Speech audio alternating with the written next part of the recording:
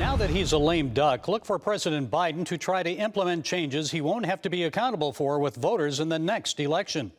This week, Biden announced his plan to permanently alter the U.S. Supreme Court by placing 18-year term limits on the justices and by granting presidents the authority to appoint a new justice to the court every 2 years. That means if a president served 2 terms, he'd appoint 4 justices, nearly half the court. Biden says he wants to prevent the court from being radically altered by any single presidency. But how would one president appointing almost half the court not radically alter the makeup of the court? Biden also wants to impose a tough code of ethics on the court, a standard that is not required of the Congress or president. Let me remind you, we already have a remedy for justices, members of Congress, and presidents who violate ethical standards. It's called impeachment and ouster. That is a solution built into the Constitution by our founding fathers. Biden also wants a law against presidential immunity.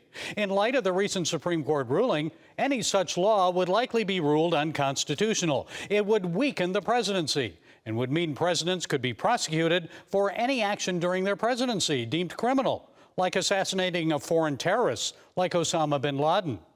Be careful, Mr. President. That one could eventually be used against you. Here's how Senator Joe Biden in 1983 described FDR's attempted changes to the Supreme Court. President Roosevelt clearly had the right to send to the United States Senate and the United States Congress a proposal to pack the court. It was totally within his right to do that. He violated no law. He was legalistically absolutely correct, but it was a bonehead idea. Yes, Mr. President, a bonehead idea back then and still bonehead today.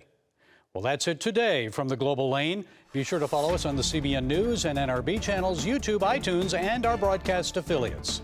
Until next time, be blessed.